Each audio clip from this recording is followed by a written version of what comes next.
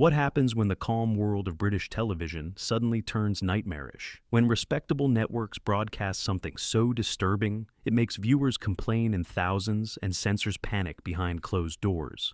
These episodes were meant for late-night drama, but became whispered legends of terror. Tonight we uncover 12 of the scariest British TV episodes ever aired, banned in some regions, and feared even now, for reasons the broadcasters still refuse to discuss. Number 12. Ghostwatch, 1992. It was billed as a harmless Halloween special on BBC One. Viewers thought they were watching a live investigation of a haunted council house in London.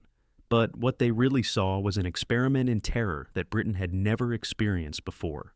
Ghostwatch blurred the line between fiction and reality so perfectly that millions believed it was genuine. The program followed respected hosts like Michael Parkinson and Sarah Green as they explored a suburban home haunted by a violent ghost named Pipes. Children screamed as furniture moved on its own. Viewers reported lights flickering in their houses at the same time. The illusion of a real broadcast was too effective. Within hours, switchboards were overwhelmed. The BBC received over 30,000 complaints. Newspapers accused the corporation of psychological abuse. The panic grew worse when a young viewer reportedly took his own life after watching the show. The scandal was so immense, the BBC banned Ghostwatch from ever airing again. Behind the scenes, the crew never imagined the chaos they would unleash. The writers had wanted a clever satire about media hysteria. Instead, they created Britain's most infamous broadcast. Ghostwatch was locked away for decades, but copies spread underground, turning it into a cult phenomenon. Today, it is recognized as a milestone in horror television, a blueprint for found footage realism. Yet, it remains cursed. Even in the age of streaming, few dare to air it uncut. Because Ghostwatch proved one terrible truth, that fear is strongest when it looks real. Number 11. Threads, 1984. No ghosts, no monsters, just human extinction. Threads was not meant to entertain. It was a warning. Sheffield becomes ground zero for nuclear war in this BBC masterpiece that left an entire generation traumatized. From the opening moments, the tone was hopeless. Ordinary families discuss weddings and shopping while the tension of the Cold War rises. Then sirens wail and the bombs fall. The city becomes an inferno. Skin burns from bone. Civilians stumble through ash and silence. For many who watched live, the horror felt too authentic. Threads showed everything broadcasters usually avoided: radiation, sickness, starvation, social collapse. It was shot with news-style cameras, giving the illusion of a real event. The realism was unbearable. Teachers used it in schools to warn students about nuclear war, but soon even they stopped. Children had nightmares for months. The BBC received furious complaints. Politicians demanded it be pulled from circulation, claiming it undermined morale. It was quietly hidden in archives and shown only occasionally late at night. The United States refused to air it uncensored, fearing mass panic. Behind the scenes, the production was chaotic. The crew filmed in freezing weather, surrounded by fake corpses and demolished streets. Actors vomited during takes. The atmosphere was so bleak, some crew members quit mid-shoot. Today, Threads is hailed as one of the greatest anti-war statements ever made. Its raw depiction of apocalypse still feels more real than any blockbuster. Watching it once is enough. Few can handle it twice. It remains the nightmare Britain tried to forget. The day television looked into the abyss and never blinked. Number 10. Penda's Fen, 1974. Broadcast on BBC's Play for Today. Strand Penda's Fen looked like a quiet rural drama at first. But beneath its pastoral calm hid something dark, mystical, and deeply unsettling. The story follows a young boy named Stephen, who begins to see visions in the English countryside.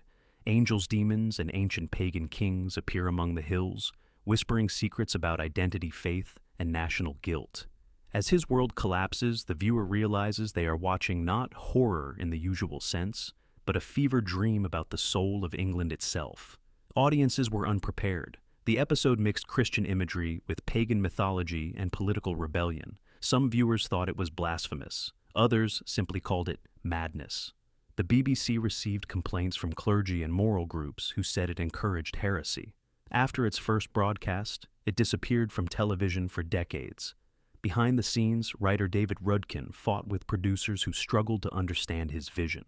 Cinematographers shot on location during strange weather that made the fields glow unnaturally. Even the film stock decayed faster than usual, adding ghostly distortion to later copies. For years, it existed only as rumor. Then, in the 2000s, film historians rediscovered it, calling it one of the most profound pieces of British folk horror ever created. Penda's Fen predicted the pagan revival in cinema that came later with movies like The Wicker Man and A Field in England. It remains both beautiful and terrifying. A vision of England haunted not by monsters, but by memory itself. Some say the land remembers. Penda's Fen dares to prove it. Number 9.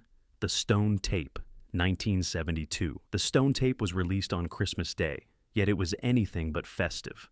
Written by Nigel Neal, the mind behind Quatermass, this BBC production fused science fiction with ancient terror. It told the story of a team of researchers who move into an old mansion to develop new recording technology. But instead of sound waves, they discover something far older. The walls themselves seem to have trapped the screams of the dead.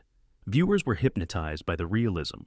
The scientists record ghostly images left behind by centuries of emotional trauma. Each playback unleashes new horrors. The atmosphere of the decaying mansion becomes suffocating. By the finale, the lead scientist realizes that technology cannot save them from the forces buried in the stone. The BBC received dozens of complaints after airing it. Families had expected a traditional Christmas broadcast, not an existential horror story. The corporation quietly moved future replays to late-night slots. Conservative groups accused it of corrupting holiday programming. Even actors from the film said they felt unnerved on set, claiming the location felt genuinely haunted.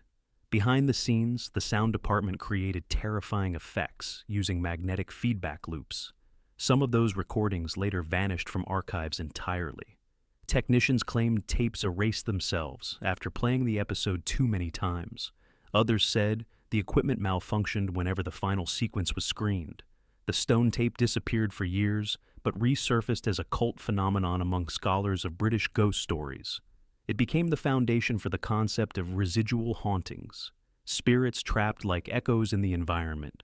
Today it stands as one of the most intelligent horrors ever aired. Its true fear lies not in ghosts, but in the question it leaves behind. What if every wall remembers the pain of those who once lived within it? Number 8. Ghosts, 1981.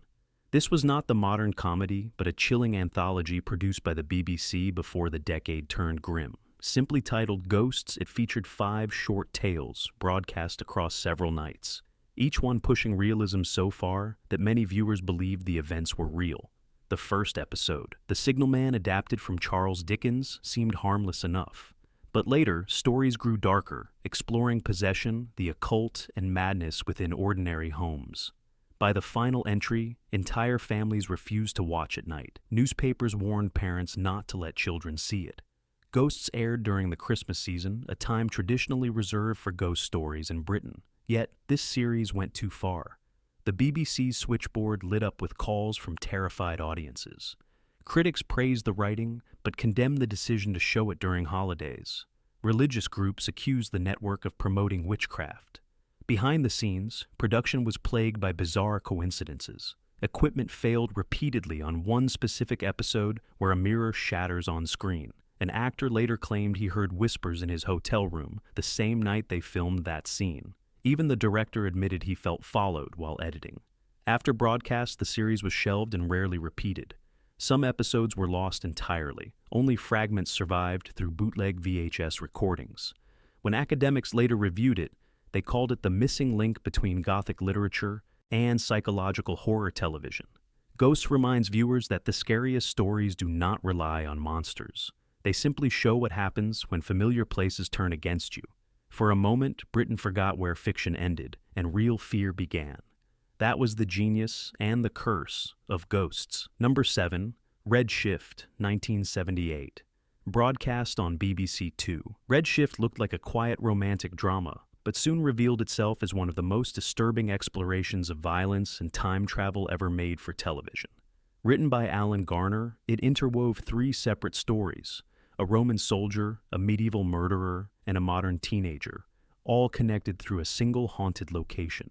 Each character experiences rage, despair, and haunting visions. Their lives blur together across centuries, showing that trauma never truly dies. The atmosphere of the Cheshire landscape adds a chilling realism. The film's minimal music and harsh lighting made it feel like a fever dream.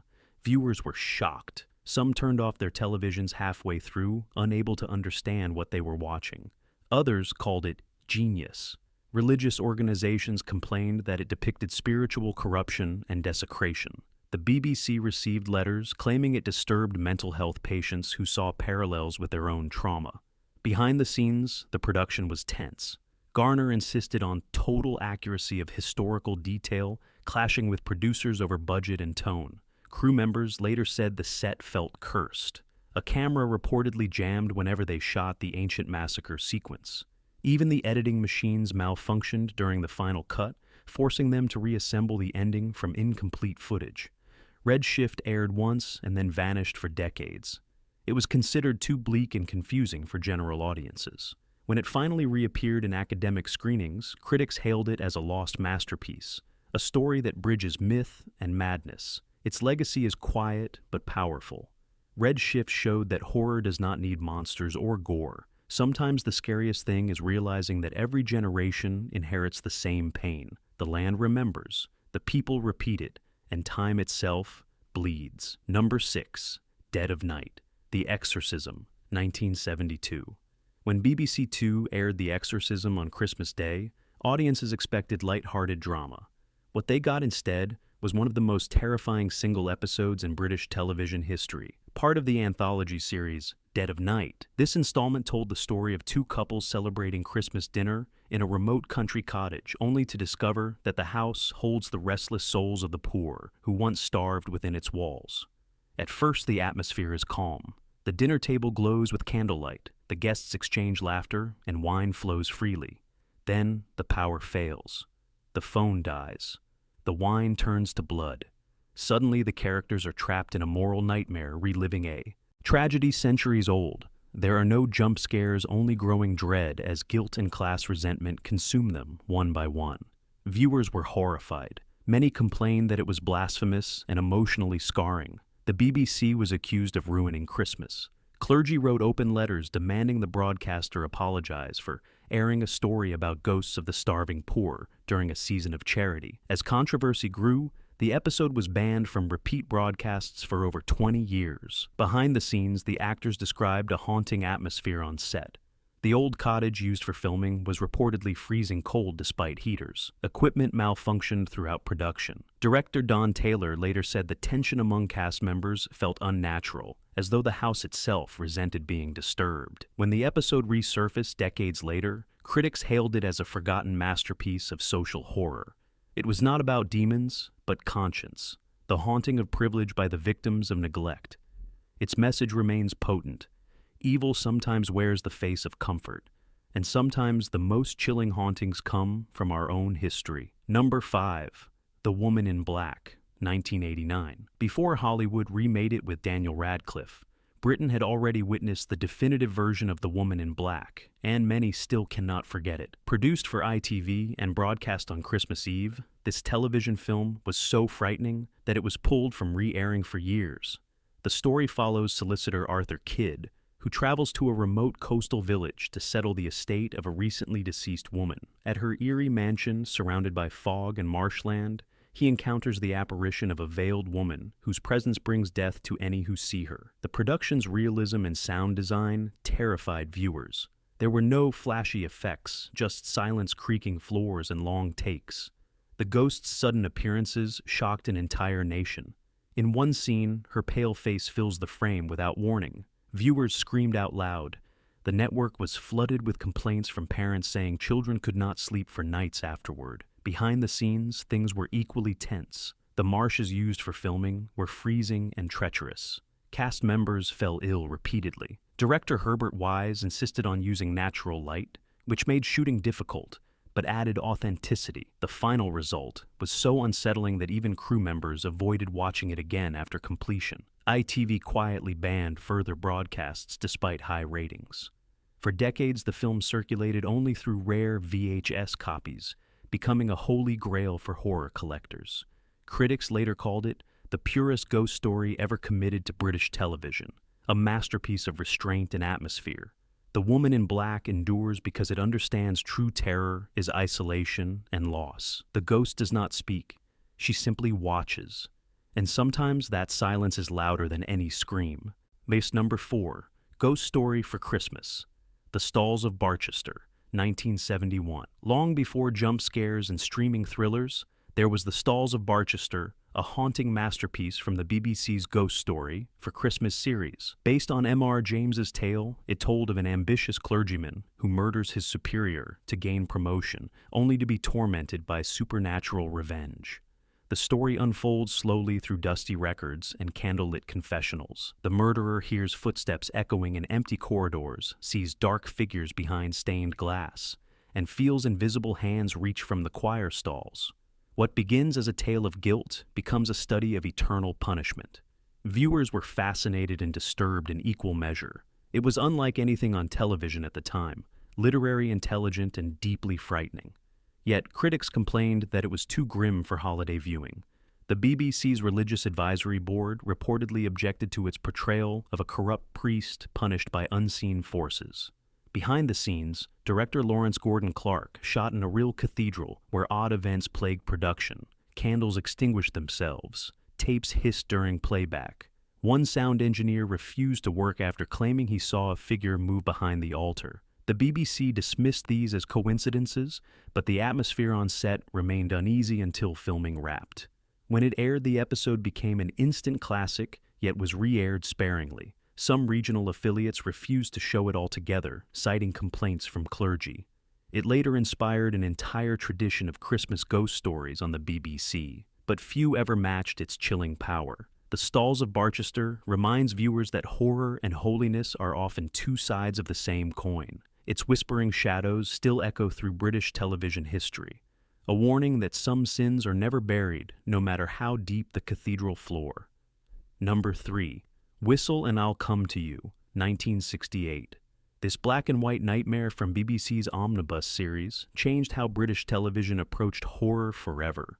Adapted from M.R. James's short story, it followed an eccentric professor who scoffs at the supernatural until he discovers a strange whistle buried in the sand near a deserted seaside hotel. What happens next still unnerves viewers more than half a century later.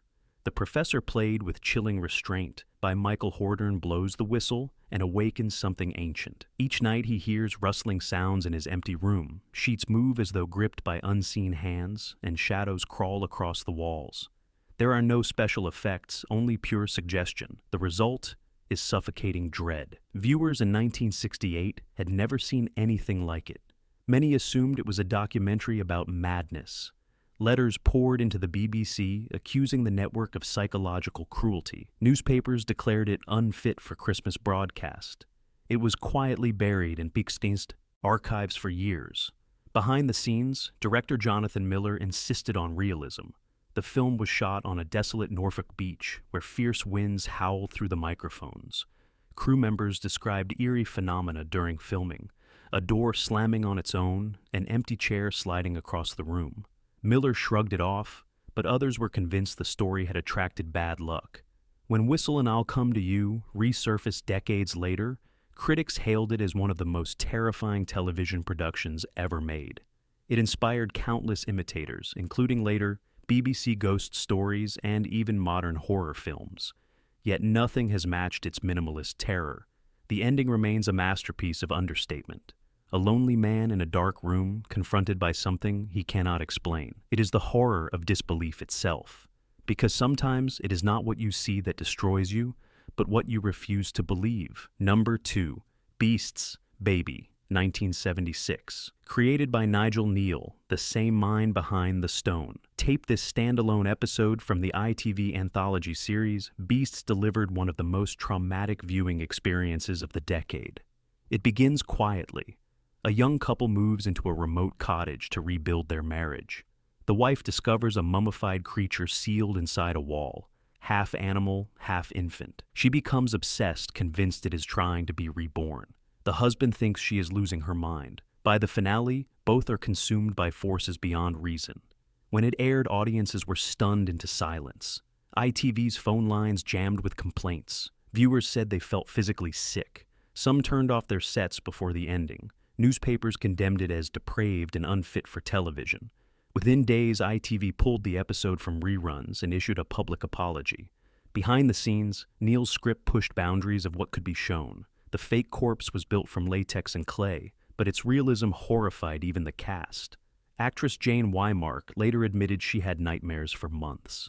Director Don Taylor described the atmosphere on set as cursed. Lights blew out during key scenes. Equipment stopped working. Even the studio cat hissed at the prop whenever it appeared. For decades, the episode was nearly impossible to find. Only a handful of bootleg tapes survived until the BBC archive restored it in the 2000s. Scholars now view it as one of the most daring pieces of psychological horror ever aired on British television.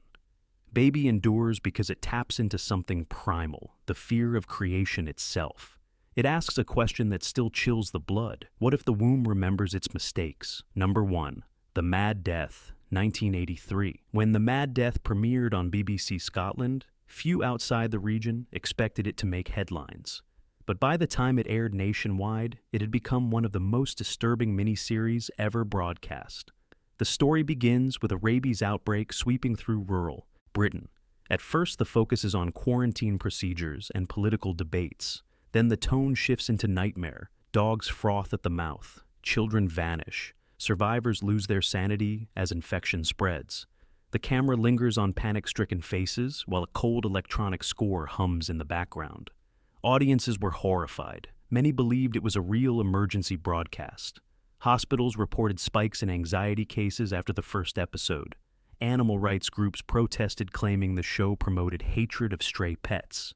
BBC executives faced public outrage and quietly restricted its rebroadcast schedule.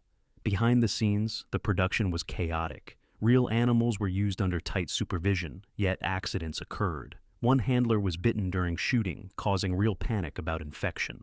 Actors refused to film certain scenes without protective gear. Director Robert Young insisted on a documentary style using handheld cameras and natural light to amplify realism. The effect was overwhelming. Critics praised its authenticity, but condemned its cruelty. It was banned from daytime television and shown only once more before vanishing from circulation. For years, the BBC denied requests to re-air it, citing sensitivity concerns. When rediscovered in modern archives, The Mad Death found a new audience who recognized it as prophetic. Decades before modern pandemics, it captured the terror of invisible contagion spreading through society. Its final image still haunts British television history, a world collapsing not from monsters, but from fear itself. Because the scariest stories are not about ghosts or demons, they are about us. So there you have it, 12 British television nightmares that blurred the line between art and apocalypse. Some were banned, others buried, yet all left scars on those who dared to watch. Which of these do you think was the most disturbing? Or is there another lost broadcast that still keeps you awake? Like, share and subscribe, because next time the signal might come from somewhere darker.